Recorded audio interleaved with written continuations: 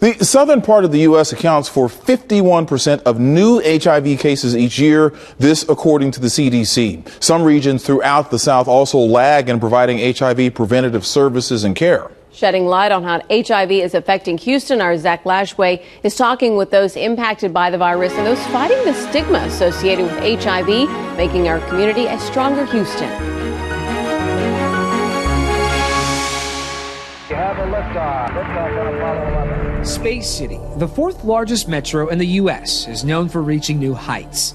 H-Town is also logging some of the nation's highest rates of HIV diagnoses and infection. The idea that we have most of the burden of HIV, unfortunately, in the South really speaks to other system issues around healthcare and healthcare for people who are likely uninsured and, not easily able to get access to medical care. Marlene McNeese is Deputy Assistant Director of Houston Health Department. We actually average about 1,200 new HIV diagnoses each year. McNeese says the COVID-19 pandemic caused disruption and reduction in access to HIV testing and at times treatment. When were you diagnosed with HIV?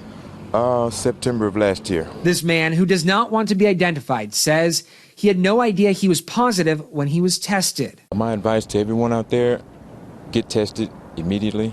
You want to know your status. How are you doing with your journey, your fight against HIV? I'm stable on my medication. What do you want people to know about HIV?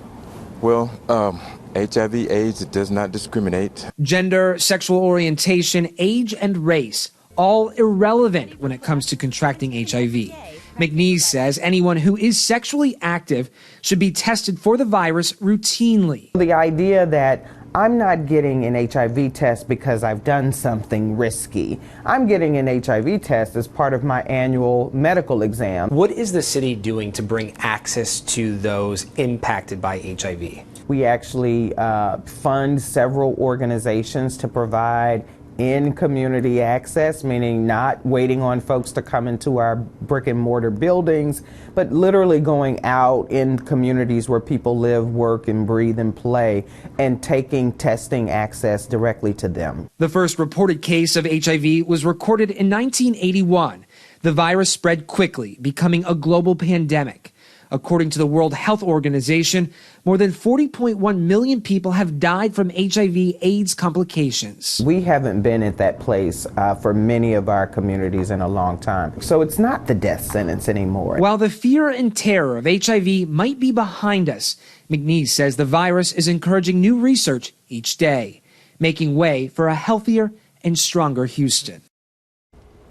McNeese hopes a vaccine for HIV is in the near future, and she says that telehealth systems brought about by the pandemic have been critical in the fight against the virus. According to health officials, people who maintain an undetectable viral load for at least 6 months and remain on treatment cannot transmit HIV through sex. We have posted more information on HIV prevention, treatment, and care inside this article on click2houston.com.